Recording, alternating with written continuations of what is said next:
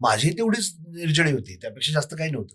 पण नंतर हा जो सुरू झाला, की आता ज्यावेळी भूक लागली, की मला आता वाचायचंय, हम्म. मग व्यवस्थित मेहेंदळे गुरुजी घरी आले, बाबासाहेब घरी आले, मग पुस्तकं भरपूर संच झाला. ती वाचून निनादराव बेडेकरांचं कमाल लेखन आहे. ही सगळे वाचून मग डेटा इनफ होता. हम्म. इतका इनफ होता, की आत्ता जेवढं वाचलंय त्याच्यावरती येणाऱ्या 3-4 वर्ष सुद्धा दुसरं काही वाचायची गरज नाही. इतकं माहिती आपल्याकडे ऑलरेडी ओपन डोमेनवर आहे. बरं. पण एवढं डिजिटल माध्यम असताना देखील अं, खेळाच्या माध्यमातूनच का?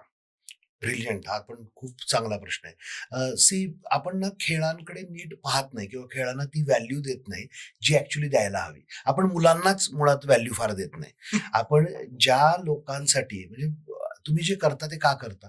पुढच्या पिढीसाठी तुमच्या मुला-मुलींसाठी आपण प्रत्येकजण आपापल्या अपत्यांसाठी करतोय, जेवढी धावपळ बरोबर. करतोय ती. बरोबर. काही घेऊन तर जाणार नाही आहात नाही. आणि असं असून सुद्धा आपण त्यांच्याकडेच दुर्लक्ष करतो.